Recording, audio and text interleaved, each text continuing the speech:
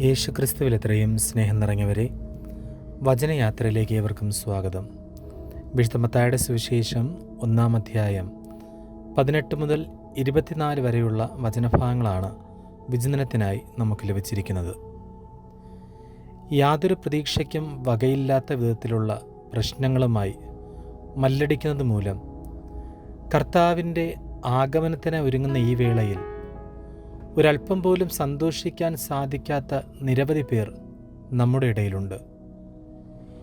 ഈശോയുടെ ഭൂമിയിലെ വളർത്തുപിതാവായ ജോസഫിൻ്റെ തികച്ചും മാനുഷികമായ വശം തുറന്നു കാണിക്കുന്നതിലൂടെ ഇന്നത്തെ വചനഭാഗം നമ്മോട് സംസാരിക്കുന്നത് ദൈവത്തിലും അവിടുത്തെ വാഗ്ദാനത്തിലും വിശ്വസിക്കേണ്ടതിൻ്റെ ആവശ്യകതയെക്കുറിച്ചാണ്.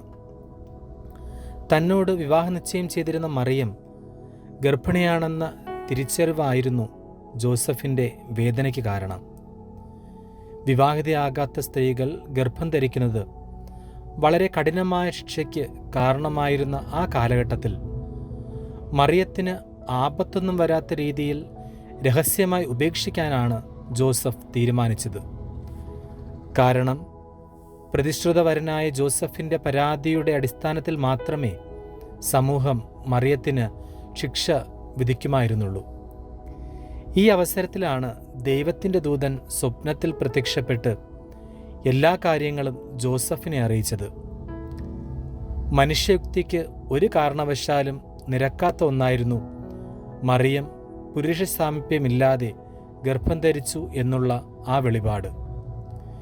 എങ്കിലും ജോസഫ് അത് വിശ്വസിച്ചു. എന്നിട്ട് കർത്താവിൻ്റെ ദൂതൻ കൽപ്പിച്ചതുപോലെ പ്രവർത്തിച്ചു. യാതൊരു പരിഹാരവുമില്ലെന്ന് കരുതി നമ്മൾ നിരാശയോടെ കടന്നുപോകുന്ന സാഹചര്യങ്ങളിൽ പോലും നമ്മെ സഹായിക്കാൻ സന്നദ്ധനായി ദൈവം നമ്മോടുകൂടെ സദാ ഉണ്ടെന്ന് വിശ്വസിക്കുവാൻ നമുക്കാവുന്നുണ്ടോ? ലോകത്തിൻ്റെ രീതിക്കനുസരിച്ച് ചിന്തിക്കുകയും പ്രവർത്തിക്കുകയും ചെയ്യുന്ന നമുക്ക് പലപ്പോഴും ദൈവത്തിൻ്റെ രീതികൾ മനസ്സിലാക്കാൻ സാധിച്ചുവെന്ന് വരികയില്ല. ഇനി അഥവാ മനസ്സിലായാൽ തന്നെ അവയെ അംഗീകരിക്കാൻ നമുക്കാവണമെന്ന് നിർബന്ധമില്ല. കാരണം അവ പലപ്പോഴും ആഗ്രഹങ്ങൾക്കും പദ്ധതികൾക്കും അനുരൂപമായവ അല്ലായിരിക്കും. ഇതുകൊണ്ടാണ് നല്ല കാലങ്ങളിൽ ദൈവത്തിൻ്റെ പദ്ധതികൾ നമ്മൾ സന്തോഷപൂർവ്വം കൈനീട്ടി വാങ്ങുന്നതും ബുദ്ധിമുട്ടുകളിലും വേദനകളിലും ദൈവം നമ്മോടുകൂടെ ഉണ്ടോ എന്ന് സംശയിക്കുന്നതും. എല്ലാ കാലങ്ങളിലും സന്തോഷത്തിലും സങ്കടത്തിലും നമ്മുടെ കൈപിടിച്ച് നമ്മോടൊപ്പം നടക്കാൻ ആഗ്രഹിക്കുന്ന ദൈവത്തിൻ്റെ വ്യക്തിത്വമാണ് മറിയത്തിൻ്റെ ഉദരത്തിൽ പരിശുദ്ധാത്മാവിനാൽ രൂപമെടുത്ത ദിവ്യസുതൻ. മനുഷ്യനായി പിറന്ന യേശുവിൽ രക്ഷകനായ ദൈവത്തെ കണ്ടെത്തുമ്പോഴാണ് നമ്മുടെ ജീവിതത്തിന് വിലയുണ്ടാകുന്നത്, നമ്മുടെ സഹനങ്ങൾക്ക് അർത്ഥമുണ്ടാകുന്നത്. ദൈവം നമ്മെ ഒരിക്കലും ഒറ്റയ്ക്കായി മാറി നിൽക്കുന്നില്ല, മറിച്ച് നമ്മോടുകൂടെ സദാ ആയിരിക്കുവാൻ അവിടുത്തെ ഏകജാതനെ നമുക്കായി നൽകി.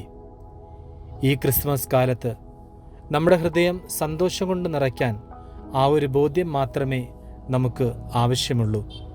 ദൈവം നമ്മെ അനുഗ്രഹിക്കട്ടെ. ആമേൻ.